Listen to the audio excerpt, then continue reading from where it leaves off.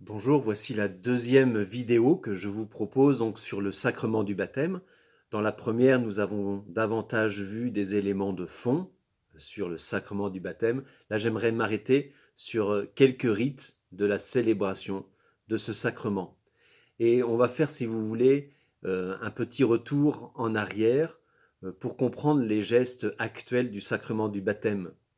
Dans les premiers siècles de l'Église baptisait principalement des adultes, elle baptisait bien sûr des bébés, mais principalement des adultes, et c'est resté d'ailleurs dans la théologie catholique la forme normative, c'est-à-dire quand on réfléchit à un baptême, à la question du baptême dans l'Église, on réfléchit d'abord au baptême avec un sujet conscient qui peut dire je crois au Père, au Fils et au Saint-Esprit.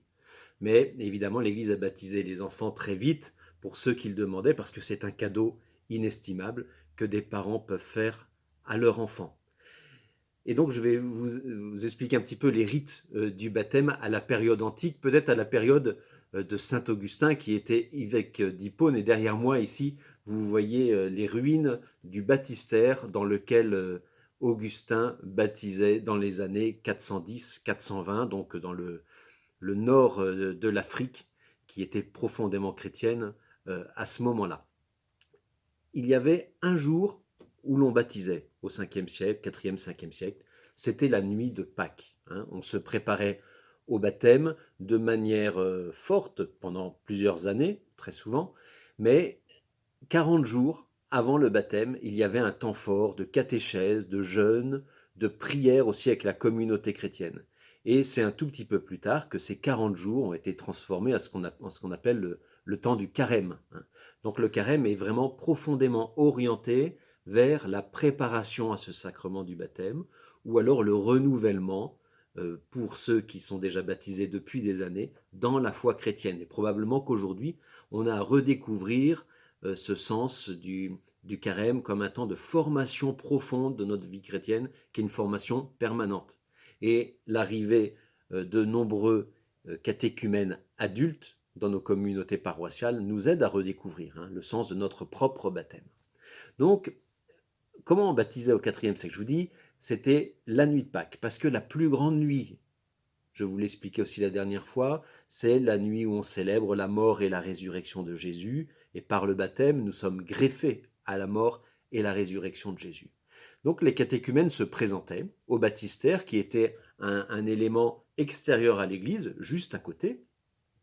Ils se présentaient donc de nuit, les autres baptisés étaient déjà réunis dans la basilique à côté, très souvent en présence de l'évêque, et dans le baptistère, il y avait soit des diacres, soit des prêtres, qui accueillaient les catéchumènes.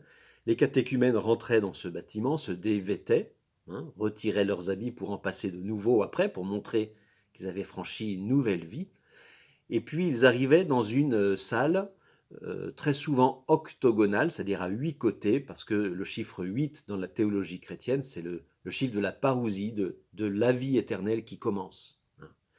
Et donc ils se déshabillaient, ils arrivaient devant une piscine, souvent en forme de croix. Vous savez, il faut faire attention, à cette époque-là, rien n'était unifié dans les rites comme on le connaît aujourd'hui. Donc ce qui est valable à un endroit, à 50 km, pouvait être différent. Mais là, je vous parle de manière globale, les rites que l'on retrouve de manière commune entre les différents lieux.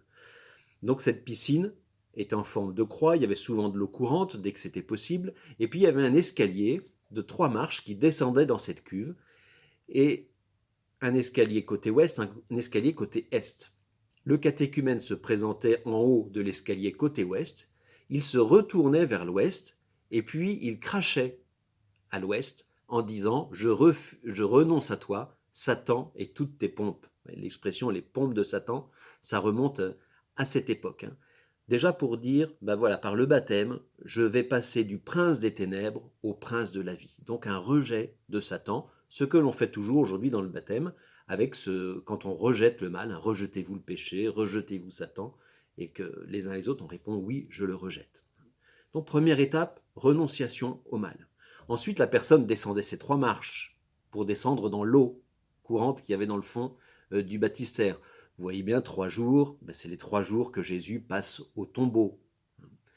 Et une fois que la personne était dans le fond de cette piscine baptismale, le prêtre ou le diacre, qui se tenait sur les rebords, posait 3 questions.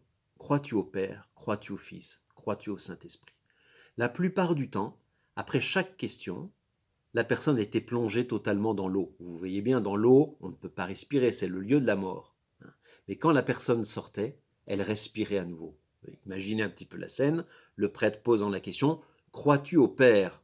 La personne est plongée dans l'eau, et elle ressort et dit, je crois. Crois-tu au Fils? Elle est plongée dans l'eau, elle ressort, je crois.